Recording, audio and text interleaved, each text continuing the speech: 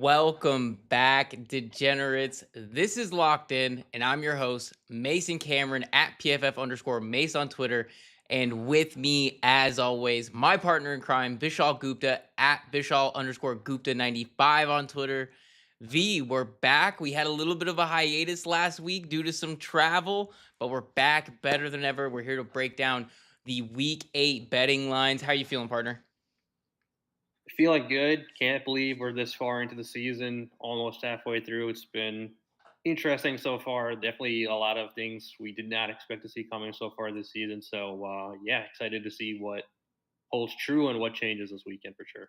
Yeah, there was some crazy games last week. There's a lot of good ones on this week. We have, some pivotal matchups. We have some historical, significance on some Sunday night football we're going to talk a little bit about, and that's going to definitely be good. And so for anybody who doesn't know how the show goes, we do not break down every single game on the slate. So if you do have any questions about certain games, certain bets, make sure you hit us up over in the Important Nonsense Discord. You can get in there by becoming a member, importantnonsense.com. That's how you get access. You can ask us all your betting questions in there. You can ask all the fantasy football guys your questions in there, and even get some things like roster resolutions where the guys will set you up with a tailor made plan for your fantasy football team. So go check them out, go hit them up. Definitely happy to do that. But first and foremost, V, we're going to be checking out what was a bit of a clunker on Thursday night Absolutely. football last night, especially if you were on some Jordan Mason overs and the Vikings at +3 like I was. It's Yep. okay. We ended up making the over at 44 and a half. But first things first, we're checking out the Thursday night game. Vikings head into LA to take on the Chargers, fall 10-37. The Chargers cover -3.5. And like I said, we had the over at 44.5 total points. And I'm not going to lie, I was sweating that one a bit. But anyway, the Chargers absolutely steamroll Minnesota's blitz packages. During my research for the game last or for this game yesterday, I figured out, Herbert, he absolutely dices up the blitz. The last time these two teams played, he diced up Brian Flores' defense 40 for 47, 300 something yards. And, he was on pace to do that again if they hadn't just absolutely taken a monstrous lead and not needed to press the issue. They just went on and diced Brian Flores up. Minnesota, if they were going to win this game, especially with Carson Wentz back there, they needed to throw the ball, or excuse me, they needed to run the ball, and they just couldn't get it going. Jordan Mason, he checked himself out of the game pretty early on, and then Aaron Jones back from the injury. He was sort of he was a guy there. Seems like this is Yeah. definitely Jordan Mason's backfield, even when both of them are in there. And poor Carson Wentz, man. Both Carson Wentz, JJ McCarthy, they were questionable on the week. Injuries in practice, limited participation, and you could really tell Carson Wentz was hurting. He got hit quite a few times on that shoulder. He was writhing in a lot of pain. Um, but on the other hand, it didn't quite look like JJ McCarthy was that injured on the sideline there. Had a pretty athletic hurdle over, I think it was Justin Jefferson, which I think gives credence to sort of the theory that he's been soft benched, but is expected to be back next week when they take on Detroit. Not really a great sign there. I'm not quite sure what's going to happen with this Minnesota team. They have a really tough schedule ahead of them. V, what did you make of this one on Thursday night? Yeah, starting with the Chargers, I'm sure Chargers fans were very excited to finally see the run game get going, which has been pretty much a miss for most of the season, especially with all the injuries that they were facing. So, if that's something that they can continue doing and pick up on for the rest of the season, that's going to be a huge boost because I think we all know Herbert is leading the league right now in pass attempts. And while he is very capable of being a high volume passer, he has all the talent, they have great receiving options. Given how, you know, poor the line has played this year, due to injuries or whatever it is, they just not have not played very well. He has taken so many hits. I know Wentz took a beating last night, but early on in that game, Herbert was also taking a big beating. in that game yesterday. And, you can't have that continue. So if you can ease some of that burden with a more successful running attack, I think that's going to open things up a lot more, make his life so much easier. So really want to see if they can continue doing that going forward, because that's going to be a huge help for them. And their defense bounced back in a monster way. They were in the backfield all night, not just hitting Carson Wentz, but hitting Mason and all those guys in the backfield. I'm sure their yards before contact is very minimal for the Minnesota Vikings last night. That's what I noticed a whole lot, was their safeties and linebackers were getting behind the line of scrimmage and making stops back there all day. And that just makes things super hard for the Vikings. Not sure what's going on with their defense over there for Minnesota. It seems like there was a lot of carryover from the talent they had last year into this season. So I'm not sure why there's been such a giant drop off. But if their defense isn't playing what we know that they can play, and then you have a lot of uncertainty at quarterback, I mean, that's not a recipe for success for this team. And then now you have to go next week to Detroit. That's going to be an incredibly difficult matchup. So you're staring at a very, very likely 3-5 to start the season. And given how good the rest of that division is, it might kind of already be over for them. They have a lot of ground to make up, and it's going to be very, very difficult to do that. They still have, I think, 2 games against Green Bay, 2 against Detroit, 1 more against. I mean, it's not going to be easy for them. So, like you said, hard schedule, and I don't know if there's a ton of answers there right now.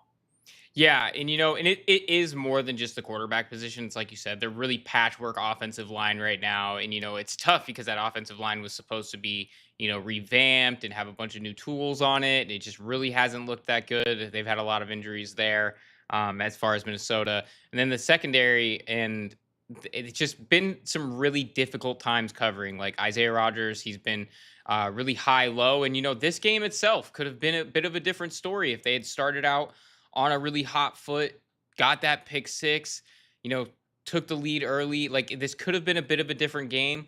But I mean, again, it was 10-37. You got to cover, especially when this defense asks you to do so much on the back end because we're sending the blitz and we're taking guys out of coverage. And when you do that, and especially when you play Brian Flores, everybody knows Brian Flores. People know that he's going to blitz. You just have to know where it's going to be coming from, get the ball out of your hand quickly.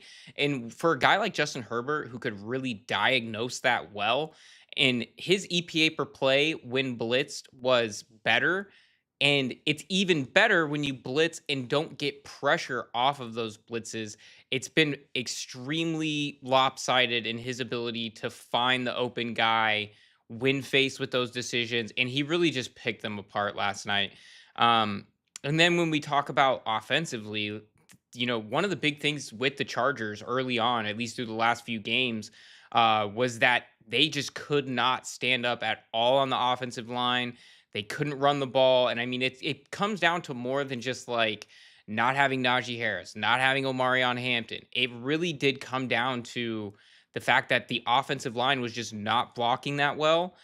Joe Alt, Trey Pipkins got back, and it really looked like, Herbert was fine. They could run the football really well. And when they do that, they look like one of these really great teams like we saw early in the year when they were 3-0, 3 straight wins against division opponents, 3 straight covers. Like that's the type of team that LA needs to be if they're going to go ahead and win this division. And winning this division and putting themselves ahead. I mean, like the Chiefs, I mean, they're back on a roll and they're going to look like a hard team to beat, especially back to full strength. And we talk about how well that they can do if the Chargers can go out and win this division. Like, I mean, Herbert, like you just said, Herbert leading in pass attempts, he could very well be your option for MVP. That was something that we talked about a little bit earlier today on the PFF betting show.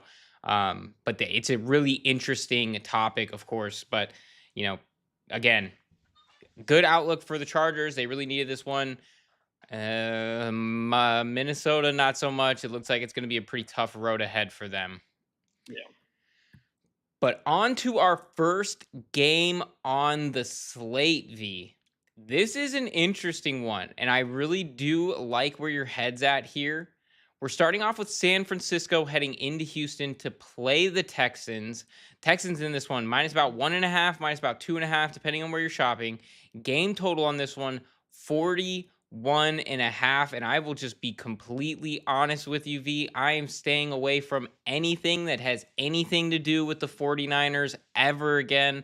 I got absolutely eaten up on, I think it was last week, against the Falcons. I thought the Yep. Falcons were going to take them to town.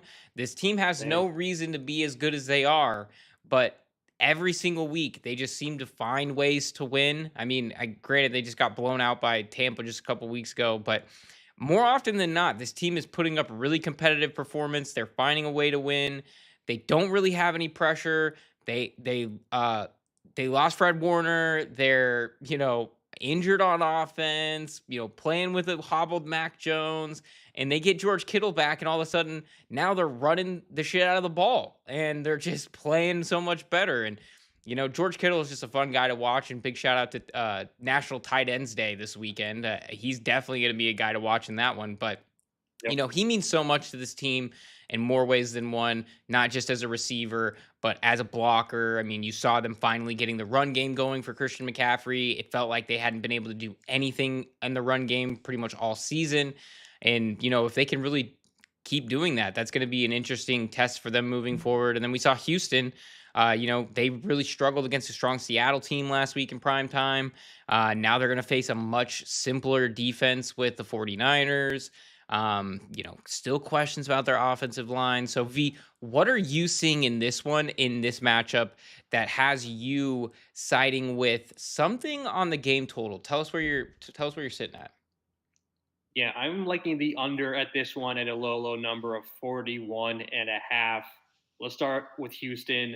Despite a just abysmal offensive showing on Monday night last week, they were very much in that game. It was a one-score game for the majority of the 60 minutes in that one, and that was because their defense really kept them in it. They forced 4 takeaways, had 2 sacks on Sam Darnold, and outside of JSN, they really held all of Seattle's playmakers in check. Nobody else really had anything noticeable in terms of production in that game. Jason went off obviously because he's one of the top 3 guys in the game right now at the receiver position. But everybody else, you look at Sam Darnold's numbers. I mean, he had a really good first 2 drives, but after that, he really didn't do anything. This defense played incredible.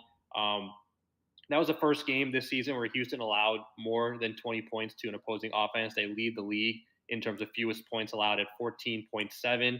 Now they're going up against a San Fran offense that is struggling with a ton of injuries. Again, we're going to see Mac Jones again this week. Purdy's already been ruled out. Ricky Pearsall's already been ruled out. So you really, not a lot of guys out there. McCaffrey is really their entire offense, but they're not scoring a ton of points in San Fran right now with Mac Jones in their center. In 3 of his 5 starts, they've scored 20 or fewer points. He had a really good showing in his first game this year against the Saints, where he had 3 touchdowns, 0 interceptions. In the 4 starts since then, he has just 3 touchdowns and 4 interceptions. So obviously he's banged up. The line isn't doing a whole lot to protect him, but he's just not putting up a lot of efficient numbers right now. McCaffrey has been great, but now they're going up against a Houston defense that ranks 10th in the league in terms of fewest rushing yards allowed in 95.2. And then Houston's offense has also just been a mess this season. They have 19 or fewer points in 4 of their 6 games this season. They're going to be shorthanded as well. Nico Collins and Christian Kirk have already been ruled out in this game, so you're going to be relying on those Iowa State rookies as your top targets, likely along with Dalton Schultz. Their O line just continues to be a disaster. I can't believe we're still talking about this after what they went through last season. But every game you can, screenshot an insane play by their offensive line where Stroud is just getting hit right away, and they can't seem to figure that one out. And even with all the injuries that San Fran is dealing with on defense, Nick Bosa, Fred Warner, Bryce Huff is going to be out in this one as well. I still just don't trust this Houston offense to do anything. So I think both offenses are going to struggle. I think Houston's defense is going to take over. This is going to be a very low scoring game, in my opinion. Yeah, and you said it right there with the how are we still talking about this Houston offensive line? Turns out getting rid of your best player on an offensive line that is really bad isn't a good move. It's just not a sound move. And we're, trying to switch offensive coordinators and figure things out. You don't really have a run game. It's pretty much all coming down to CJ Stroud trying to figure things out himself. This is going to be a bit of a challenge for San Francisco just because they aren't going to be able to generate pressure. I mean, just since Bosa went down, like their pressure has been significantly reduced. Their ability to generate sacks or convert pressures to sacks has just been absolutely diminished. And now without Huff, like that's also a tough look. So It might be a little bit better showing from Houston, but still at the end of the day, a little bit better showing from Houston's offense is not that much more efficient and not that much more effective. In fact, like what we've seen from a really hobbled 49ers team has almost looked better than what we've seen from a more or less full strength Texans team. And now Texans are down, their two of their top most talented pass rushers. I don't know if we can really call Kirk a top or not pass catcher, not pass rusher. Um, I don't know if we can call Christian Kirk a top pass catcher for them quite yet. He hasn't really played all that much, but definitely one of the most talented. So, this is a tough situation. 41.5 is a low number, but as anybody that's watched the show, we are not really ever that afraid to take some low number unders because in the NFL, you see quite a few of them. So, I'm right there with you. It's going to be an ugly one, not one that we see too often on Red Zone this week for sure. Mm, On to the next game in V. This is one that I've had my eye on, and it could blow up impressively, or it could be one of the we should have seen this one coming games of the week. We have the Buffalo Bills heading into Carolina to take on the Panthers. The Bills are 7-point road favorites in this one. And remember that number, V, because it is not a good sign for Buffalo. They've had some really tough stretches when on the road and when favored by more than a touchdown. It has not been pretty, not just this year, for quite a while. Game total on this one about 46 and a half points, depending on where you're shopping. But I am on the side of Carolina, +7 at home. And when we just look at Carolina this year, their trends as the underdog every single game this season have been phenomenal. They're tied for an NFL best 5-2 against the spread record. They're undefeated at home with 3 straight up wins as the dog. And like I said, with Buffalo, it is a bit of a different story. They are 2-4 against the spread. They have not covered a game since week 2. Back-to-back losses as the favorite, and they have just struggled on the road. Over the last 3 seasons, they are 9-11 against the spread. As 7-point favorites or more, 7-10 against the spread over the last 3 seasons. And when you put those two together as 7+ point road favorites since 2022, they are 1-4 against the spread. You have to go all the way back to week 16 of 2022 versus the Bears to find a time that they covered as more than 7-point road favorites. And I just don't think that this is a matchup that facilitates that kind of number. I think that this is definitely one of those where odds makers see the name and expect a lot of bettors to be like, oh, Bills, Panthers, good team, bad team. And that's what they're going to go with. But I just do not see that as the case here. Carolina can absolutely dictate this game on the ground. Now, we don't have Bryce Young. You have Andy Dalton. But honestly, I don't really think that that's going to be a huge difference for them. I think they're still going to be able to play really well at home, where they have played very well all season long. And a big reason why is because they can run the hell out of the ball. They are doing really, really well. Third in team run blocking grade, second in EPA per rush, fifth in successful run percentage, and fifth in yards before contact per attempt. I think that that is going to be a huge piece to this one, yards before contact per attempt, because it's just going to show that they're going to be able to press off the line of scrimmage, really control it, and keep staying on schedule and keeping Buffalo off the field. I think that that is a big key to covering a number like this one. And when we look at Buffalo versus the run, it has been virtually the opposite. 31st in EPA per run allowed, 24th in successful run percentage, 32nd in explosive run rate. When you have Rico Dowdle and Chuba Hubbard who've been running through holes that you could drive a truck through, like you do not want them to be running these explosive runs on you that are just going to continue to pile up. And again, this is the other big piece. Like I said, 25th in yards before contact per attempt. Both of these teams are at 1.4 yards before contact per attempt. So what that means is that when we look at Carolina and they're pushing 1.4 yards before contact per attempt, and they're coming up against a defense like this that is giving up a lot of ground, you're going to see some ranges of the carries that are 3, 4, 5 yards before anyone's getting to the ball carrier. And that is a recipe for disaster. And then when we talk about in coverage, the Bills have not been great covering wide receivers. They're dead last in covering wide receivers in wide alignments. And when we look at what they're going to get with Tet McMillan, Xavier Leggett. Xavier Leggett's been the butt of pretty much every talking head show in football for the last year plus. And he actually looked reasonably well last week in a pretty limited showing with Andy Dalton. Andy Dalton fed him like 4 targets and he had like 60 yards. Something like that is a godsend for a team like Carolina who's needed more pass catchers. They also got Jalen Coker back, who really didn't do much, but just having that extra body who can compete and can play the position is really a breath of fresh air for a Panthers offense that has been sort of lacking playmakers for a little bit. Like that's definitely been one of their issues over the years. But now they have these guys and they have this offensive line. If they can just put it all together, they can go out and beat a team like Buffalo at home as massive underdogs. Now, I think there are some issues to why I wouldn't take them necessarily money line. I think they're definitely a bit of struggles in coverage, especially when you're going to be talking about the Bills, who run a lot of 13 personnel, which is three tight ends. And the Carolina Panthers have kind of struggled against tight ends this year. But what we do know is that what the Panthers have done well defensively is also going to be something that could be a detriment to the Bills, where the Panthers are actually really, really strong against the run as well. This is that old school style of football team. Run the football well, stop the run, and you really create hard times for opposing teams, especially when you're at home.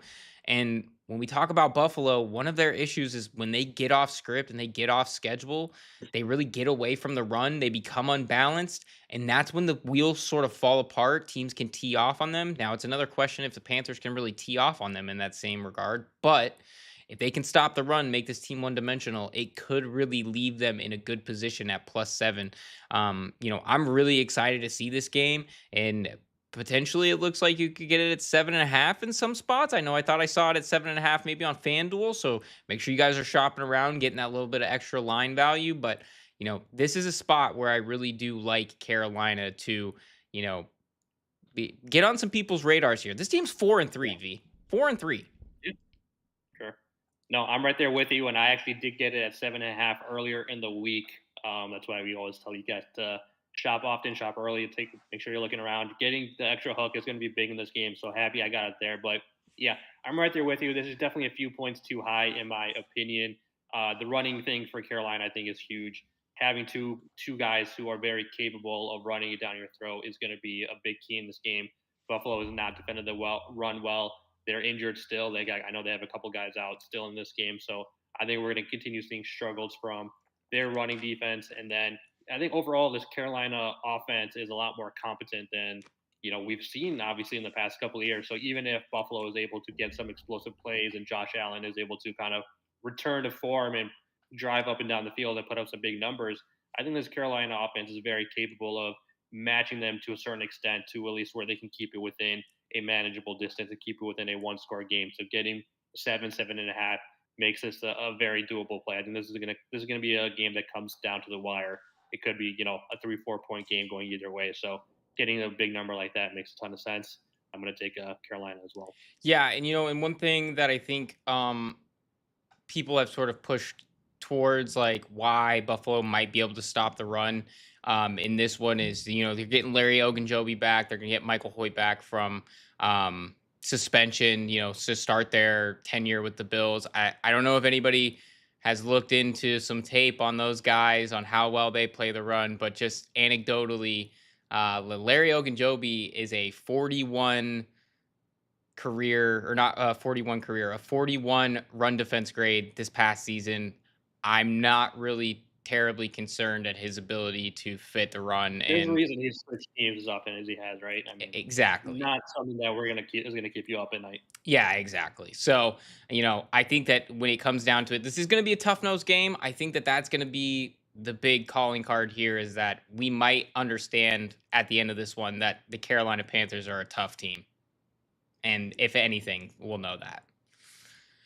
The next game on this list, V, is another one that you're in on here. We have the New York Football Giants heading into Philly to take on the Eagles. Philly -7 at home. Game total on this one 44.5. If we turn back time to just a little bit ago, just 2 weeks ago, the Giants won this matchup at home as 7.5 point dogs at home, 34-17. It was the breakout for Jackson Dart, Cam Scattaboo really on the national stage. Those guys really showed up, and that was over 51 total points in that game. And like I said, the Giants covered as 7.5 point home dogs. This week, we have the Eagles. They're going to have no AJ Brown. AJ Brown back to tweeting some sort of vague some vague poetry, as I like to call it. He would have a great career as, a writer or an author. I think he has a brilliant mind there, reading on the sideline. He gets quite a bit Sounds like he done. qualifies to be an internet troll. I think that's a good post career Yes. job. Yes, he'll be incredible. But Philly last week snapped their 2-game losing streak against that Vikings team that we were talking about here. Giants are a bit of a different story, but it's gonna be an interesting matchup. V, what are you targeting in this one, and what are you seeing? Yeah, I am liking the over in this game at 44. I think both offenses are very much capable of hitting this number. Starting with the Giants, their offense has been really solid the last 2 weeks. Scored 34 against Philly 2 weeks ago, and then had 32 last week against one of the best defenses in the league in Denver. Dart has 6 total touchdowns and just 1 turnover in those 2 games. He's getting it done in the air, getting it done on the ground, and obviously we know Scattaboo has been phenomenal. 4 total touchdowns in those 2 games as well, going up against a Philly defense that has kind of struggled quite a bit this season. They've allowed at least 21 points in 5 straight games. They have 1 or fewer takeaways in 5 of their 7 games played this year. And one of the more shocking stats is that they are tied for the 4th fewest sacks in the league this year. This is a defensive line that just dominated people last year. So seeing them not be able to, get to the quarterback has been a bit of a shock. But when you're not doing that and you have the concerns in the secondary that they do, it just makes it too easy for offenses to kind of put points up on you, and makes it a lot easier to hit this over.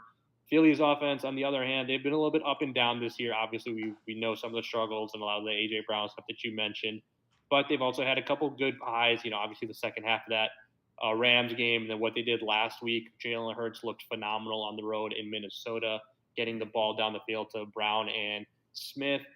With Brown being out, it's going to be a little bit more challenging, but overall, they're going against a Giants secondary that continues to be a giant weak spot for that team. And now they're dealing with some injuries. Paulson Adebo already been ruled out. Javon Holland listed as doubtful. So I think there's going to be plenty of opportunities to continue attacking this secondary. The Giants are also allowing the 8th most rushing yards per game, so it could be a nice Saquon day. He hasn't really broken out yet this year, but this could be the game to do it at home against a Giants defense that has some holes. So yeah, I think this number is low enough where I feel relatively confident that this is going to go over easily. I think both offenses can hit 20 points without too much of a sweat. So once you get to that point, hitting 44 shouldn't be much of a challenge. Yeah, and Brandon Graham coming out of retirement, that doesn't move the needle. No, This defense has a lot more issues than just that. Not really as good in coverage. And this just it's such an interesting and odd matchup because when we use some of the when you use some of the key indicators, like, okay, we know that the Eagles are really good at beating man coverage. They did a bunch of it last week when they beat Minnesota, but then they didn't do that at all against the Giants the last time they played. Same idea with the run game. The Giants haven't really been great stopping the run. But then the Eagles couldn't really get the run game going last week or the last time they played. And when you have these matchups, one of my pet peeves about the scheduling is when the NFL puts these pretty high profile. I get that it's just the Giants and I get that it's the Eagles, but I don't like seeing the same divisional opponent in the same like 30-day span. We Right. need to They spread these started out. doing it the last few years. Within a 3-week span, you'll play the same team twice. Right. And so it's not really my favorite piece of schedule making, but it's something we have to live with. And it's for situations like this. A lot of things tell us that the Eagles should have a pretty fairly good time, putting up some points and getting some offensive efficiency, which is why this 40 over 44 and a half makes sense. And I'm with you. I'm riding with that. And I think that that's the case. It's just one of those really interesting matters of like, well, why couldn't they do it last time? And now no AJ Brown. I mean, AJ Brown was sort of an afterthought the last time they played anyway. So it is one of those really interesting situations that it's like, can they figure these things out? Now, granted, the Eagles were on the road. Now they're at home. So obviously, I think they're going to have a much easier time there. But something does have to give. Something is going to be interesting in this matchup. If they can go out and beat their man coverage of the Giants, or what kind of adjustments both teams are going to make to get back to the results that they want to see, that's really where sort of the chess match of football takes place. So this is going to be a really interesting one. I can't wait to see it, but I agree with you on the side of the over at 44. I think this game is just a little too low here. I mean, 45 and a half is probably where it should have been. So I think you're getting a lot of line value there, especially with, what we saw the Giants were able to do to this Eagles defense and what we've seen a lot of teams who are able to do to this Eagles defense. So definitely going to be an interesting matchup. And the next game on our list here is personally one that I can't wait to watch, but that's just because I have been enamored with watching Drake May play football. It has been incredible. Fourth highest MVP odds right now. I think you get about plus 800. And the Cleveland Browns are heading into New England to take on Drake May's Patriots. New England -7 at home here. Game total on this one about 40 and a half points. Just some trends here to close it out. New England has covered 4 straight games. They have a 5-2 against the spread record this season. If you remember back when we were talking about Carolina, 5-2 is tied for the best against the spread record in the NFL this season. So far, anyway. And Cleveland has found a way to win their second game of the year in a beatdown of Miami last week. I mean, it sort of was just the perfect type of matchup for them. Pouring rain, run game. That's how they win games, and that's what they want to make every team do is come down to their level, play their type of football, and just really beat it out right there. And I, hey, I don't know that you're going to be able to get the New England Patriots to do that one with you, but it'll definitely be an interesting matchup. V, you're targeting this one. Tell me what you're seeing and why you're liking it. Yeah, I'm going to take New England to continue their covering streak, and I'm going to take them to cover here at -7. Like you mentioned, they're playing very well offensively thanks to Drake May. He has been incredible so far this season, leads the league in completion percentage while also being top 5 in the league in on target percentage. And it's not just a bunch of tech checkdowns. Last few games, he's really started pushing the ball down the field. 4 of his last 5 touchdown passes have been for 25 yards or longer. So they are really starting to spread it out a little bit and push it down the field. Stephon Diggs has looked really solid to start off. That game he had in Buffalo was amazing. And then Keyshawn Booty has also been really good lately. 3 touchdowns in his last 2 games. So now that you've got some playmakers on the outside, you can really start to see what Drake May is capable of. Their defense has also played well recently. They've allowed 20 or fewer points in 4 straight games. That includes on the road at Buffalo. That was a phenomenal defensive performance by them. They're in the top third of the league in terms of takeaways and sacks, so they're getting some good production out of some of the young pieces on defense. I know they've played a lot of bad competition recently in terms of like Tennessee, Carolina, teams like that, but Cleveland very much fits into that category. They might be even worse than those teams. So 7 is very doable. Cleveland's offense is just pretty much unwatchable right now. Last week was the first time this season where they scored more than 17 points, which is almost hard to believe. The win last week, though, was really more about Tua just being terrible and turning the ball over constantly than really anything Cleveland doing well offensively. Dylan Gabriel had just 116 yards passing on 18 attempts. And even though Judkins had a nice day in terms of getting into the end zone 3 times, he only averaged 3.4 yards per carry. So there was no efficiency whatsoever on this offense. They had barely over 200 total yards of offense, and they still won by more than 20 points. That just tells you all you need to know about their defense versus Miami's offense. So you're not going to be able to replicate that. This is a New England team that's actually a well-coached team. Mike Vrabel knows what he's doing, and this is just going to be a beatdown. I think this should be an easy double-digit win for New England. This is what I would have expected the spread to be if it was New England on the road at Cleveland. I'm not sure why this number is so low with New England being at home. So, but I'll take it. Give me -7.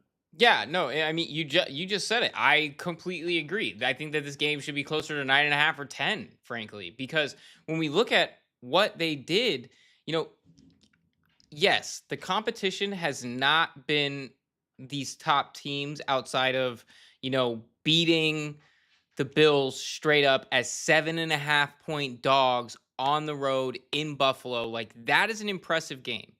But then we can't really take away from them, like, beating and covering against bad teams, because that's what you're supposed to do. You were 5.5 point favorites at home against Carolina. You win 42-13. You're 3.5 point favorites on the road in New Orleans. You win 25-19. You're 6.5 point favorites on the road against Tennessee. You win 31-13. Like, that's what good teams do. Those aren't necessarily small spreads. Those are about touchdown spreads. They're 5, 6, 7 points. So when you have those, in 3 of those games are on the road, they're getting back home after a 3-game road stretch. Like, that's one of those things that you like to see out of good teams. 5-2. I'll just go out and say it right now. Looking at the rest of this schedule, the Patriots could win. The Patriots could win the East. It's Yep. not that far-fetched. When we talk about who they have, at home, Cleveland, at home, the Falcons. Now, that's going to be a tough game. Look ahead line looks like it's about -3 for the Patriots there. You have at Tampa Bay, which is a tougher game, but definitely not an unwinnable one. The Jets at home, at the Bengals, at home against the Giants, at home against the Bills, at the Ravens, at at the Jets, at home against the Dolphins. Like, I mean, when we talk about those games, like, maybe, we this game against Atlanta at home is going to be a tough one. At Tampa Bay, that's going to definitely be a tough one. You know, Cincinnati's looked a lot better. We'll see exactly how, if they can continue to ride that momentum into week 12 when these two teams face off, and, at Paycor. We'll see how that one is. At home against the Giants, not the easiest game, but you get the Bills at home. And then at the Ravens, like, at the Ravens, a month ago would probably seem like a decently tough game, or maybe not a month ago, maybe at the beginning of the season. Um, Yeah. that would have seemed like a tough game, but that That's a 10-11 win team, right? No doubt. That's a double-digit win team, and you should be in the playoffs, like, right. no question about it. Yeah. Yeah. This team is making the playoffs. They're 5-2. And as well as they've been playing, I mean, unless the wheels fall off, like, I don't really see a situation where they're not. And I think Drake May at 4th best MVP odds is 100% going to be in the conversation. So I'm right there. I like them to cover -7 in this game as well. So, Yeah. and now we have an obscene one. We have an obscene one, and I think you know where I'm going. I've been talking about Yep. it all year. When are we going to have this conversation? Not us, not you and me, but when, as the football world, are we going to have the conversation that the Indianapolis Colts are the best team in the NFL? There, I said it. They're the best team in the NFL, bar none, and I don't really have any gripes of saying anything about it. I am taking them here, -14.5 at home against Tennessee. Game total on this one, about 46.5 points. Man, when we talk about Indy, they've been playing great. And when they played this Titans team in Tennessee in week 3, they won 41-20. They beat the brakes off of this team. JT had the quietest 17, 102, and 3 touchdown game you'll ever see in his life, and that feels like that's just become routine for this guy. Nope. The Colts. Do you want to know how good the Colts have been at running the ball this season, B? They are one of two teams with positive EPA per rush. Now, with that said, when we talk about EPA per dropback or EPA per rush, a lot of the times this is why analytics loves passing the ball because generally your EPA per rush, even good teams that are good at running the ball, your EPA per rush is going to be below 0. So it's going to be negative. Now, that doesn't mean it's a bad thing. It just means that it's not as productive as throwing the ball, where most of the time, three quarters of the teams in the NFL, or maybe not three quarters, maybe like two-thirds of the teams in the NFL are going to have positive EPA per pass. It's a little bit more rare to see negative EPA per pass unless you're just really bad passing the ball. Indy is one of two teams to have positive EPA per rush. The first one we talked about earlier, V, Carolina. Their EPA Yeah. per rush is 0.008. 0.008. Indies, 0.119.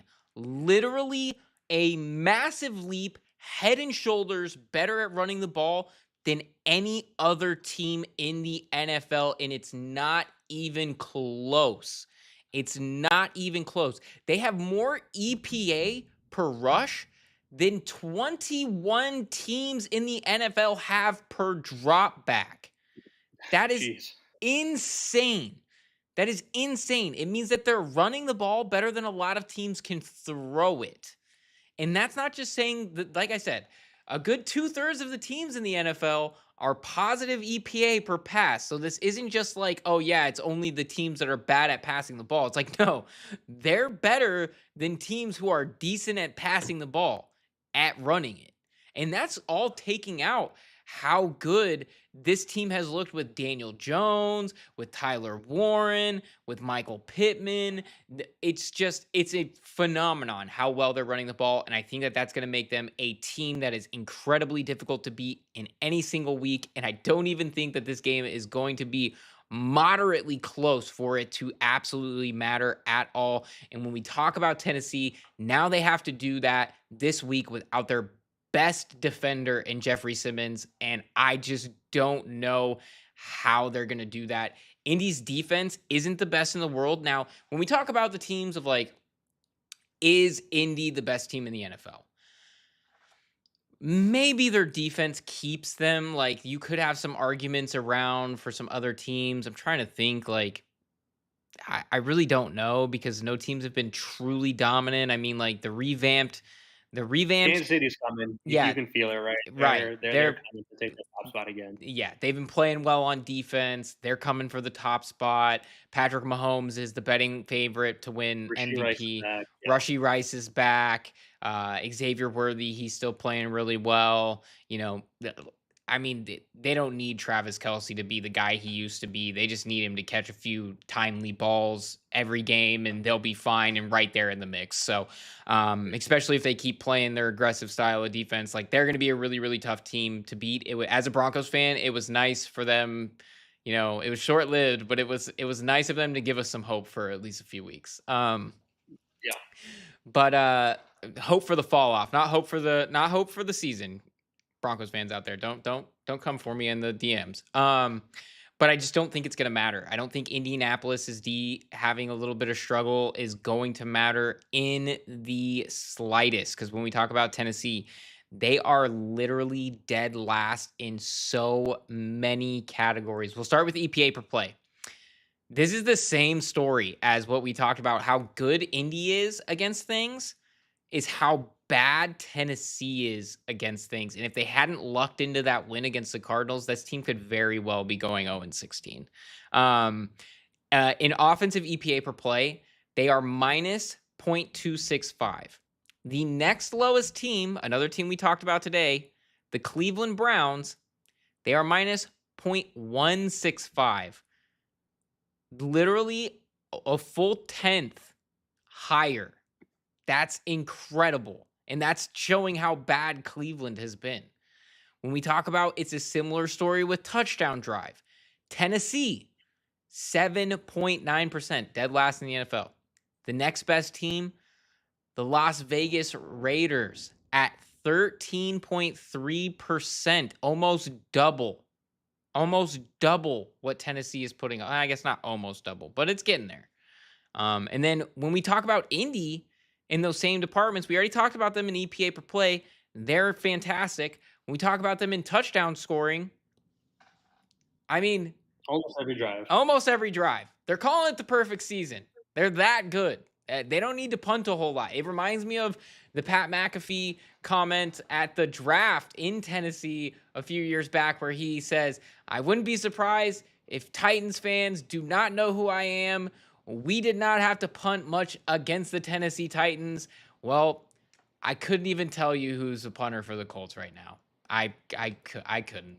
I couldn't even tell you. I don't even think that they know who the punter is for the Colts right now, because that's how much they're scoring the football. They have a 40% touchdown drive percentage. The next best team on that list, the Kansas City Chiefs, 33.9, nearly over 6% higher. I know 14.5 is a big, scary number. I know it's one of those that the, handicappers all around are going to say, oh, it's just too high of a number. Oh, it's 14.5. This is another reason why, we tell people to shop early, shop often. If you shopped early in the week, you got this number at 14. You don't need to get them 14.5. But frankly, again, I'm not afraid to take it at 14.5. I know that they're going to be able to make this. So 14.5 does not scare me at all. Do you see anything in this one that I missed? Nope, again, right there with you. I did get it at 14 a couple of days ago, so feeling pretty good about that. Yeah, this is just, I don't know what you can do if you're Tennessee right now. You mentioned Jeffrey Simmons. They're also going to be without Calvin Ridley on offense, so probably your two best players on each side of the ball out for this game. So, yeah, there's nothing you can do here. I think, what you saw from Indy going into LA last week and just dominating the Chargers up and down the field was really, really good to see. And I was very impressed with their defense last week. DeForest Buckner, I think he's probably played well all season, but he made a lot of splash plays last week that really Yeah. had him jump out. So you can get him going, that defense should be perfectly fine. So not overly concerned there. So yeah, they're going to continue to roll. This one's not going to be very close. Another 2-3 touchdowns for Jonathan Taylor in this one should be a gimme. So yeah, 14 and a half, wherever you get it. This is going to be easily the most popular survivor pick this week. So yeah, nothing to say more on this one. Yeah. And like, this is another practice of where we see lines that are so skewed in college football all the time. You see 21, 24, 30-point spreads on some of these games against these, really big Power 4 teams, against some other, group of 5 teams, mid-majors, whatever you want to call them. This is a game that, if it wasn't in the NFL, I mean, just the level of competition, variance. If it were a college game, this is a 23.5-point spread. It's not a 14.5-point spread. It's because if they put a 17.5-point spread on this one, nobody would bet the game at all. They have to have some sort of variance to be like, hey, it's 14.5. You guys come in and get the Titans. I don't see any reason why I would go not 14. This is one of the bigger ones, and this is probably one of the easier spreads you'll hit all year, for sure. Agreed. Famous last words, though, right? Famous last words. In the last game, we've got a little bit of a grudge match here. The Green Bay Packers heading into Pittsburgh to take on the Steelers. Packers, 3-point road favorites. Game total on this one, about 45.5 points. I know that it's the Aaron Rodgers grudge match. I know how it looks. I know people are going to want to take Pittsburgh at home +3. I know, for anybody who's watched this show, that we are definitely the pro Mike Tomlin at home getting points guys, and we do that. I'm fading them this week. I'm taking the Green Bay Packers -3. Big thing is that this is just a schematic issue. We talked about this game quite a bit on the PFF betting show today. My guy Ben Lindsay, my guy Judah Fort Gang, they definitely have some angles on this game. And so I am borrowing from some of their insight, which I definitely agree with. And hearing their conversations were extremely compelling. So if any of you guys are interested on this game, make sure you guys go check out that show over on the PFF YouTube. I'll just sort of surmise where my thoughts are and where they sort of convinced me in the conversations we had across this game. One of the big ones here is that Jordan Love really has a schematic advantage against this Pittsburgh defense that has really, really struggled to match up. They can't keep playing this much man defense when they're not playing as well as they have. They're just not covering that well. If the pressure's not getting home, they're not sticking with coverage, and that becomes an issue. When we talk about Jordan Love, generally that Jordan Love's the guy who's been picking apart zone defenses since he became the starter in Green Bay. But this year, he's actually really figured it out all over the place. He's seventh in PFF passing grade against man coverage. And then when you talk about Pittsburgh, a team that both pressures high and they blitz quite a bit, he is second in PFF passing grade against the blitz. So I think that Jordan Love is going to have himself a day in this one. I'm pretty sure they're getting uh I'm pretty sure they're getting who are they getting back this week? Don't know off the top of my head I think they're here. getting Christian are they getting Christian Watkins back? Is that who they're getting? Hold on, let me check this. I don't know if he was ready for this week, but I think they activated him off the PUP a couple weeks ago. Okay, did they? Okay. Oh, he is questionable. Okay, he's questionable in this one. So Christian Watson might be coming back, might not. But anyway, beyond the point. It's just something that I was thinking about out of the blue. But might get him back. It's definitely going to be an issue. I mean, granted, I think that they just have too many weapons right now, and we've seen how bad they've been against tight ends. I think you see a big Tucker Craft day incoming for Jordan Love in this Green Bay offense. And when we talk about the Steelers' defense in this season, second in man coverage rate, sixth highest blitz rate. So those are things where Jordan Love can frankly pick them apart.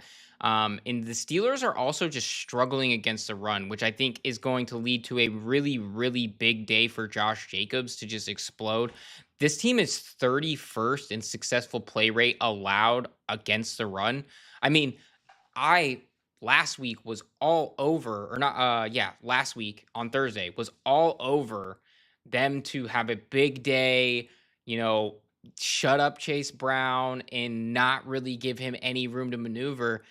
Chase Brown had 11 carries for 108 yards. He had 9.8 yards per carry. The guy hadn't hit over 50 all year. To put into perspective how bad this Cincinnati run game was, they at one point this season had a lower a lower run blocking grade than any team in the NFL since 2006. It was the second lowest in the history of PFF's charting football since 2006, since the 2006 Detroit Lions. That's how bad they've been run blocking. And this guy, Chase Brown, in this offensive line ran all over them. Joe Flacco looked like he was the second coming of Aaron Rodgers beating man coverage. So I don't know. When we talk about how bad they lost, I was big. I took a huge lump. I thought that this Steelers team had made a lot of steps over the weeks leading up to that game. And for that to be the performance that they put out against the Cincinnati Bengals, I don't know. I know that the Packers have really played up or down to their competition this week, but I think tensions are going to be high. I know that they're going to know they have to bring it to Aaron Rodgers. I think Jordan Love is definitely going to be motivated to take down the guy that he sat behind for so long. I don't know that this is going to be a great time for the Steelers. I don't think that this is going to be the revenge tour that Aaron Rodgers really hopes it to be. When we talk about defensively for Green Bay, I'm not sure what Broderick Jones is supposed to do to stop Micah Parsons. Like, I just don't. It was funny because leading up to that game, you know, I saw a ton of it. I saw a ton of it, especially because, there's a lot of conversation about PFF grades that go around and whatnot. And, if anybody ever does want to talk about the PFF grades, feel free to hit me up on Twitter at PFF Mace, underscore Mace. I'm happy to talk about them and shed some light as a former grader in the process. I'm happy to shed some light. I know that one of the big issues is just that there's a lot of misinformation and a lot of, false understanding of how that process goes down. I'm really happy to talk about it. But one of the topics that I do want to take as a credit to the grading system into things like pass rush win rate is guys like Micah Parsons. Micah Parsons only had 2.5 sacks coming into that game last week, but had a really high PFF grade. And one of the reasons is because he wins quickly and at a very efficient rate. His pass rush win rate was through the roof. He's been incredible since landing in Green Bay.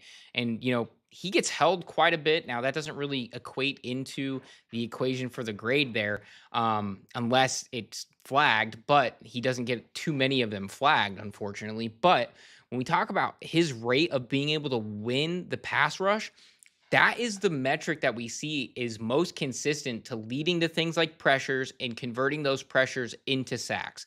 And that's what happens when you come up against a guy that's winning like that.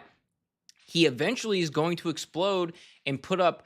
He only had 3 sacks that it said on the score sheet. But if you go back and look, he had 4, and one of them gets taken off because of a flag. But this man was unblockable last week. He absolutely took Connor Williams' lunch money. And I mean, I don't know what Broderick Jones has not been a very good pass blocker this year. I think that that's the nicest way to say it. This is going to be a huge mismatch. Micah Parsons is going to eat his lunch too, and that's really not going to be great for Aaron Rodgers, who does still have some mobility. He looks much more mobile than he did last year. He also looks like he's 41 years old, 42 years old. So that's going to be a tough matchup for them. I really don't see this being a very big day for Pittsburgh. I'm in on some unders for Jalen Warren rushing yards. I'm in on some overs for Tucker Craft. Like, I think that this is definitely a situation where, Green Bay is going to win pretty handedly. And I don't really think it's going to be all that close.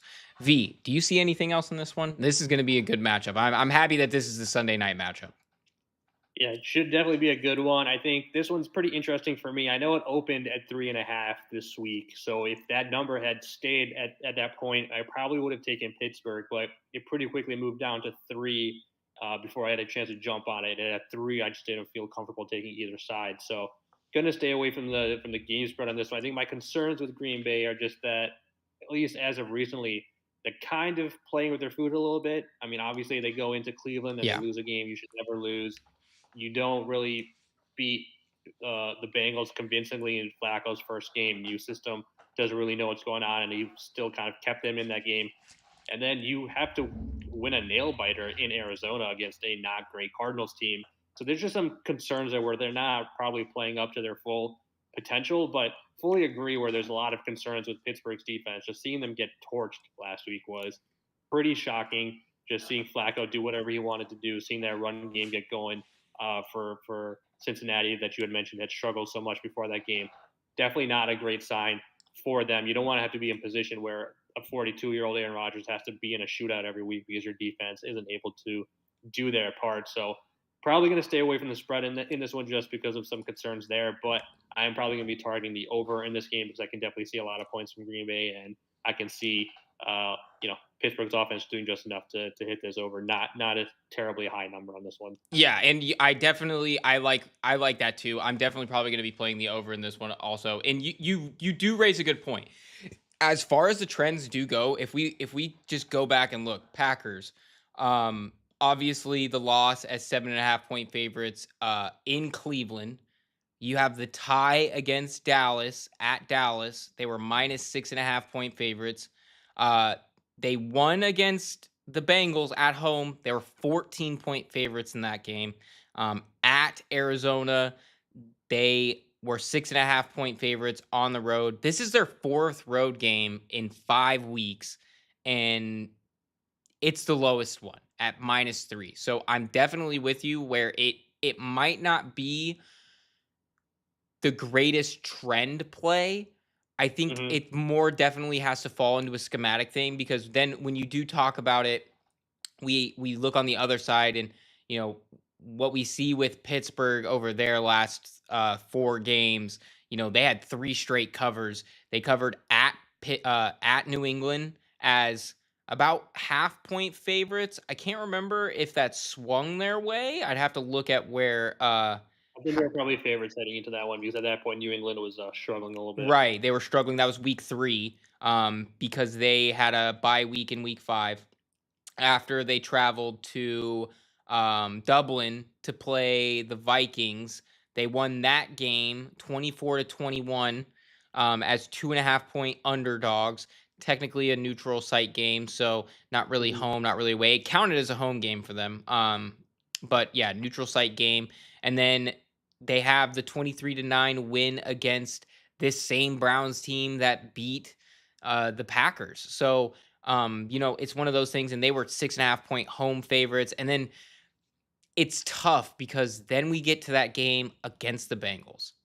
At the Bengals, 33-31, -5.5. Um, did we do a show after that game? Or that was last week's No, that game? was last week. We missed that one. Yep. V, let me talk about that one for a second. I live 2 blocks from Paycor Stadium.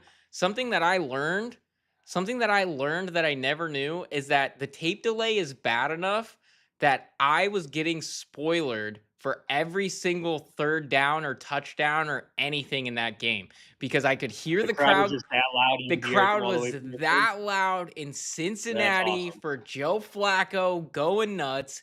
It was crazy. And I'm hearing people cheer, and then I'm hearing them explode when they would get a touchdown or they would convert a third down. Or if the Steelers would convert a third down or something, I would hear it go quiet. Like that was actually crazy. And it's insane because now that I live in Cincinnati and I went heavy on Pittsburgh, I feel like I can't go outside of my house anymore. No, I'm just kidding. But it's just crazy.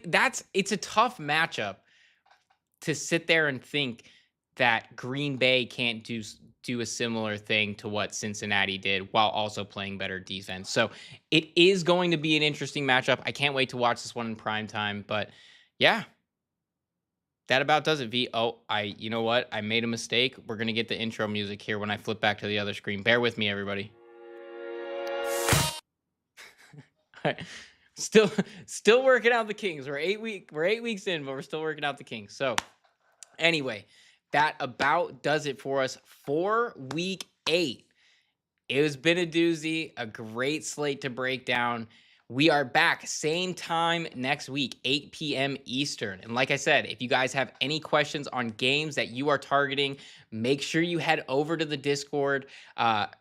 Get over importantnonsense.com, become a member. That's how you get into our Discord. You can ask us any questions on any games that you're targeting this week. And of course, ask the fantasy guys about any stuff that you want, any start sits, any trade advice that you want. And of course, hit them up for a roster resolution. That's how you can get the entire team to give you a tailor made approach and strategy for you to win your league. So make sure you go out, hit them up for that. And yeah, V, I think that about does it. Do you have any parting words for the folks at home? No, just like you said, make sure everybody come into the Discord, check out all the picks. Our guy Steve giving out the over in the Baltimore Chicago game this week. He likes that with all the injuries and Lamar coming back. So that's a good play for him. And yeah, we'll throw our picks in there and ask whatever questions you guys have. It'll be a good time. And yeah, enjoy the weekend. Fun slate. No early game this week, so get your sleep in, everybody. And yeah, enjoy. We're not gonna have too many more of those after the news that Goodell Oh, wants Goodell wants more. There's gonna be a time, V, where it's double Monday night games every week and it's a international game every week. That's my bold every week. take every week. If you want to do it, that's fine. Just make sure it starts at the normal 1 o'clock window with all the other games. Like they did that back in the past. I know they did it a couple times, and I don't think there was any issue there. So let's maybe go back to that. Let's go back to that. Let's go back to that. I don't want to have to wake up anymore. All right. Until next time, everybody, good night and good luck.